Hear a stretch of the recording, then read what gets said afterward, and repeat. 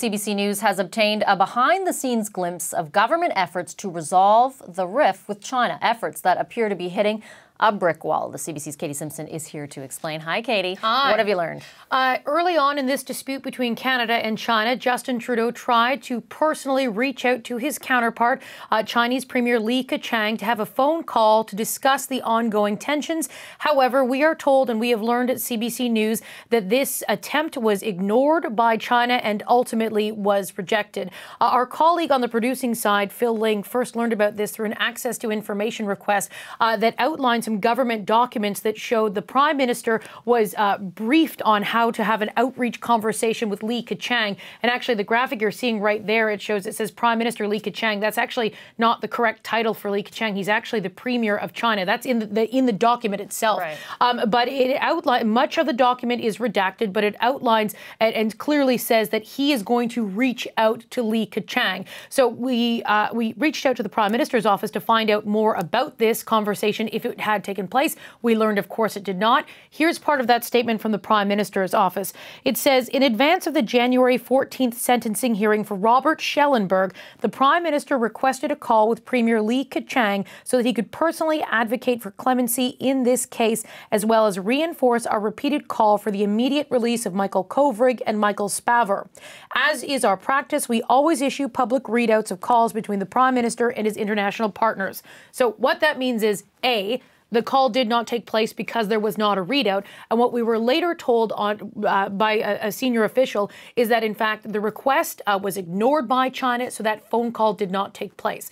You'll remember the Conservatives at this time in the House of Commons, starting in December, and it really picked up in January, they were standing up in the House of Commons any opportunity they had to urge Justin Trudeau to pick up the phone and call China to try and at least open up a line of communications. Yeah, there was debate over it for weeks, right? They kept saying, do something, do something. Exactly. So today we asked Lisa Raitt, the Deputy Conservative Leader, about that. Here's her reaction.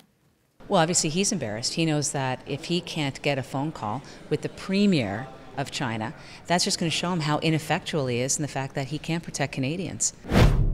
So there have been a lot of questions about what is then the right approach for, as you referenced, there was a debate over what action the Prime Minister should take. Should he take some action on his own there? We know what you just reported, but what does that really say about what the federal government can or should be doing when it comes to resolving this dispute with China? And remember, of course, two Canadians, Michael Kovrig and Michael Spavor, have been detained for months now. Yeah, and this just demonstrates and speaks to the bigger geopolitical challenge that sits in front of the Prime Minister right now. And as we know, in the time since that phone call was rejected, the Prime Minister, the Foreign Affairs Minister, and other senior government officials have really tried to bring in international partners to advocate on Canada's behalf. And that's something we put to Roland Paris, who served as Justin Trudeau's Foreign Affairs Policy Advisor previously. And he says that at this point, that might be the only way Canada can even reopen any of these conversations. Canada doesn't have a lot of leverage directly with the Chinese. To the extent that we have leverage, it's mainly from working with our partners who are themselves calling on the Chinese to release the two Canadians detained. So you'll remember when Mike Pence was here earlier, last month, this month? Last week. Last week, week before, yeah. Mike Pence was here recently, and Prime Minister Justin Trudeau got him to publicly promise that President Donald Trump would bring up Canada's concerns with the Chinese if the president does get a chance to have a conversation with Xi Jinping, the president of China. However, one thing that Roland Paris does point out, Donald Trump is unpredictable. This is not the traditional Canada-U.S. relationship that Canadians are used to seeing. So whether Donald Trump actually will follow through on Mike Pence's word and actually bring that up and advocate on Canada's behalf, well, it's unclear, and that might not give Justin Trudeau much comfort. And they have the U.S. has a lot to bring up on their own with the trade dispute with China anyway. Yeah. All right. Thank you, Katie. The CBC's Katie Simpson. So what does Katie's story say about the current state of relations between Canada and China? David Mulroney served as Canada's ambassador to China from 2009 to 2012. He's now a distinguished fellow at the University of Toronto's Munk School of Global Affairs. Mr. Mulroney joins us from Toronto. Hi there. Nice to see you again. Great to speak with you, Aji. Let me start off by asking you about the news that the Prime Minister attempted in January to get a call with the Premier of China. That call never happened because, according to a senior government source, the request was ignored. How do you interpret that? I think what's happening is the Chinese have been very successful in creating the impression in Canada and elsewhere that a call or a meeting with one of their leaders is something that's good in itself. It's something you should pay for in diplomatic terms just to have the conversation. And they know that there's great pressure in Canada for the Prime Minister to be able to reach out to President Xi Jinping. And I think what they're doing is raising the pressure on the Prime Minister and communicating very subtly that until he has something to offer, namely Madam Meng Wanzhou, he's not going to have a conversation. So they're just going to let the pressure build. Does that mean that you don't expect, for example, that to change until the extradition hearing or whatever ends up happening with Meng Wanzhou? Because we know as well, I should add, that Chrystia Freeland has publicly said she's also put out the request to speak with her counterpart, and that has been ignored as well. Unfortunately, I think that is going to be the case. A conversation at the level of the Prime Minister with President Xi is not a negotiation. It would be simply to confirm a deal that President Xi has been waiting on. So I think the process is going to have to go forward until it delivers some kind of an outcome for Madam Meng, either going to the United States or being returned to China. And until then, we won't have a resolution. What predicament does that leave this federal government in, and how do you advise they navigate it? There is no easy way out of this. It's a very, very tough situation. And it's tough because China has put us in this box by using hostage diplomacy, by essentially kidnapping 2 Canadians, by imposing a death sentence on 2 others in very hastily convened trials. They're raising the pressure on us and trying to get us to do something that runs counter to our commitments and really to the kind of country that we are. There are lots of suggestions out there. This question is being asked of many people who are knowledgeable, as you are, on the area of Canada-China relations. Last week, former Prime Minister Brian Mulroney suggested that the federal government could send, for example, another former Prime Minister, Jean Chrétien, to China to advocate on behalf of their position. What do you think of that suggestion? Well, I've considered about it for 2 reasons. One is, I think sending a former Prime Minister really attaches a certain degree of dignity to what's happened, and it's not a very dignified affair. It also sort of normalizes it. It's you know, as if something that we talk about with the Chinese at any time, the fate of 2 kidnapped Canadians. So I don't think we want to normalize it. I don't think that we want to dignify it. The other thing, finally, is that the Chinese would expect not that it was a negotiation, but that Mr. Keqiang was coming with some kind of an undertaking to return Madam Meng to them, and something that he can't do unless we turn our backs on our commitments to the United States in the extradition treaty. I'm drawing from your answers that you and correct me if I'm wrong, but that essentially Ms. Meng is at the heart of all of this, and unless there is some sort of movement on that, things will remain kind of status quo. Or do you think they could even get worse? They will. Well, she is very much at the heart of this, and unless and until she's returned to China, it will be very difficult. And it's a very tough. It's a tougher than normal situation because the Chinese haven't found bottom. Because the extradition process continues, and Madam Meng, with her very, very skilled and expensive legal team, has got her own tactics to play out, the Chinese really don't know where this is going. So they will continue to raise the pressure on us and continue to punish us. And again, I wish I could point to some easy way out of this, but there is no easy way out of it. What about a different tactic on the part of the federal government? I mean, there are suggestions of retaliation or upping the pressure themselves or taking a tougher stance when it comes to trade and a variety of other areas, being more vocal about that. What do you think of that? What we're seeing here is a tactic that China has seized on with Canada and other countries, and it's hostage diplomacy. And unfortunately, I mean, what China is doing is shaking the tree, putting on the pressure, and waiting for any sign in Canada that we might capitulate. And as long as they continue to see signs and believe that we might capitulate, they will put the pressure on. I honestly believe that the best course for us is to make it clear to the Chinese that we will not be pressured, that we will not succumb to hostage diplomacy, but that we will work flat out with our allies to make sure that there is recognition of what China is doing and significant international pushback. And we shouldn't be afraid to do that. That, I think, is the only course open to us. So is that international pressure key to all of this? I note, for example, that Minister Freeland met with Secretary Pompeo today. The readout that came from the State Department specifically mentioned Michael Kovrig and Michael Spavor. Do you think we need more of that? We absolutely need more of it. And the Americans have been helpful. I think the ultimate American, Donald Trump, is still a bit of a mystery. And we've got to do everything we can, to the extent that anyone can predict what he's going to say, to ensure that he says the right thing. And we've also got to keep up efforts with the British, the Australians, New Zealanders, and the Europeans, the Scandinavians, to make sure that they're delivering this message. Where Xi Jinping, the president of China, is vulnerable with his colleagues is in terms of a growing sense that China has overreached, that the trade war with the United States and all the concern internationally about Huawei is because Xi Jinping pushed too far, too fast. If we can keep that conversation going, that's where Xi is vulnerable. And I think that's about the only play we have within the Chinese system. Is it a problem we don't have an ambassador there, and now we don't have an ambassador here? China doesn't have an ambassador here? As a former ambassador, my answer should be yes, but I think the answer in this case is no.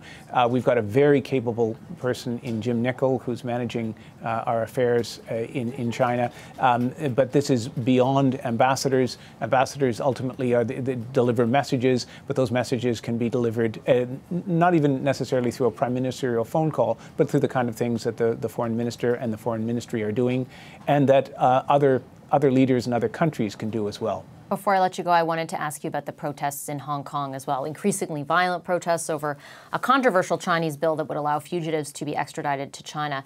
What is your sense of where it might go from here? First thing I'd say is we need to see this as part of a global set of challenges that have been put in place because of China's assertiveness and aggression in the world. We tend to see our problems around the detentions of the Canadians as the main game in town, but China's assertiveness is provoking reaction around the world. And in Hong Kong, it's precisely because people in Hong Kong are afraid that this is the latest and maybe the ultimate Chinese attempt to undo the promises of autonomy that went with the departure of the British in 1997. Now, what China would be able to do is to pluck people out of China, out of Hong Kong, Hong Kong citizens and others, including possibly Canadians, to face the uncertainties of the Chinese justice system. And that's a bridge too far, and that's why folks have taken to the street in really amazing numbers to push back against this. Do you anticipate it will persist? Well, what's happened is that the chief executive, Carrie Lam, has indicated that she wants to get this done as soon as possible. There was a delay announced today, but I think they will push to have this done before their legislature rises, like the Canadian Parliament, for the summer at the end of June. So I think they're going to persist with this. Beijing is pushing very hard, and Beijing has been uncharacteristically vocal in terms of making their expectations clear. So I'm afraid that this next step is going to indeed come to pass. And then the situation for Canada will be to think very carefully about where that puts us, with so many Canadian citizens in Hong Kong and so many Canadians who transit Hong Kong on a daily basis for their business. All right, I'll leave it there. Thank you very much, Mr. Mulroney. That's David Mulroney, former ambassador to China, now distinguished fellow at the University of Toronto's Munk School of Global Affairs. Thank you, Vashi. And as I mentioned, China was on the agenda as Foreign Affairs Minister Chrystia Freeland met with U.S. Secretary of State Mike Pompeo. According to Pompeo's office, the two discussed their mutual concern over the detention of the two Canadians, Michael Kovrig and Michael Spavor, as well as China's extradition bill that has incited mass protests in Beijing. They also talked about their commitment to, quote, restoring democracy in Venezuela. There was no mention of NAFTA on the Secretary's readout from the meeting. We're back with the Power Panel, Anne, Amanda, Tim, and Marie. As Katie Simpson reported off the top of our show, Prime Minister Justin Trudeau's attempt to speak with China's premier about the detained Canadians, Michael Kovrig and Michael Spavor, was ignored. And I believe also he was talking about Robert Schellenberg, who is facing drug charges there. That, of course, follows comments by Foreign Affairs Minister Chrystia Freeland that she has been repeatedly rebuffed by her Chinese counterpart. Anne, I'm going to start with you. What do you read into this? I mean, what Katie had reported was that there was a briefing, there was a whole preparation in order to make this pitch to talk to the premier. And essentially, what Chrystia Freeland has told us held true for the Prime Minister. There was just not even an acknowledgement, really, that the request was made. What I read into this is what I think almost every Canadian reads into it, which is that this is a great big mess. And it's very hard to know how to get out of it. Certainly, I believe that that Canada has been just put in a really a no-win situation. I can't believe it's, you know, I mean, we're dealing with two countries in the world right now, China and the United States, who have leaders that seem not to abide by kind of normal kind of political, you know, politesse or ways of being. So, you know, to actually turn down a conversation between one leader and another seems to me to be unfathomable. I don't know if they're going to be able to do anything at the G20 coming up, whether or not there'll be any opportunities to do something there. But certainly, you know, for those who have been asking why the Prime Minister hasn't picked up the phone and called, we have our answer. Marie, that's you know, that G20, a lot of focus there because we had Mike Pence in Ottawa a few weeks ago saying essentially that they'll raise the issue. Everyone wondering if that will be the case. Will the Prime Minister get a meeting on the sidelines with the President? Which he said he wanted, right? Well, he was considering, I think. They were considering. So how important is that sort of international pressure? Well, I think it would help, but as Anne said, I don't know if China would really care. I mean, it's obviously a very good advantage to have the U.S. behind you, but they're also fighting with China. So I don't know if that would really change much, and I don't know if once they get in the room, the Americans will really think, what's our priority? Our own problems or helping Canada? Right. I'm thinking the first one. That being said, I don't know how much blame can be put on who's in government right now. I haven't heard from any of other of the parties on what they would do different that would convince China to actually pick up the phone, just because it's China, and I'm not sure there's much you can do. I mean, to be honest and to be realistic, they do have the bigger end of the stick. They, you know, they are messing with our pork exports, our canola exports. As you said, they have 2 Canadians in jail for not really apparent reasons. They have sentenced another one to death when his former sentence wasn't that bad. They can really just try and wait us out because we are in a very much more delicate situation, and they can just ignore us as long as they want. Yeah, hi China, it's Canada calling. Yeah, we'll get to you eventually. They got to deal with Hong Kong first. Yeah, exactly. Yeah. What's the leverage point? And there are clearly 2 lines, and I agree with them, that Canada appears not to want to cross. One is on changing the extradition. We're going to adhere to the extradition. I think if we are a rule of law country, we have to do that. And the second is on Huawei. And Canada hasn't given its final decision on Huawei, but it would seem to be very hard-pressed to have Huawei embedded in the 5G network. Now, is there a trade-off there on non-5G network involvement of Huawei in the economy? Maybe there is. Is that saleable in this moment? So if you don't have leverage, then does the relationship side work? And that's why it was fascinating this week to see Mr. Mulroney, long sworn enemy of Mr. Keqiang, come out and say, Mr. Keqiang, and we've said it on this program, would be a good envoy. The Chinese do still seem to value historical relationships, relationships with people who have both the political and the business. But can Mr. Keqiang have any leverage beyond saying we'll eventually find a way to work together? And if you send him and it doesn't work, what's your next card? Well, and that's what we had David Mulroney on off the top, a former ambassador, Amanda, who basically said, unless you're coming there, I mean, what they will be expecting in a call or a meeting with Jean Chrétien or Prime Minister Trudeau is going to be a deal on Meng Wanzhou, and anything short of that will not move the dial. Yeah, and I'm glad that the panel didn't go into sort of a partisan discussion about this, because I really do feel strongly that there isn't anything that any particular party stripe could do differently. We're dealing with an unreasonable, unfathomable, as Anne said, reprehensible actually approach to this from the Chinese government. And I think that, you know, the only thing that can happen now is to continue to try the outreach, try to make those gains, potentially try to send in people who have had long-standing relationships. But beyond that, what else can you do? Tim's right. We're not going to suddenly become a non-rule of law country in order to adhere to the demands of the Chinese government. That would be obviously increasingly dangerous. And I think the one thing that that the Liberal government has done really well is tried to rally the support of international allies around this issue: Germany, Australia, the U.S., etc. But again, that hasn't seemed to move the dial at all. And we'll be watching the G20 later this month to see if the U.S. does in fact raise that. All right, thank you everyone. Thanks for the power. And happy birthday, Marie. Thank you. Birthday girl, Marie Vastel. Thanks, everyone. Thanks to Amanda Alvaro, Tim Powers, Anne McGrath, and Marie Vastel. Hi. Hi, I'm Vashi Capellos, host of Power in Politics. See more of our show by subscribing to the CBC News channel or click the link for another video. Thanks for watching.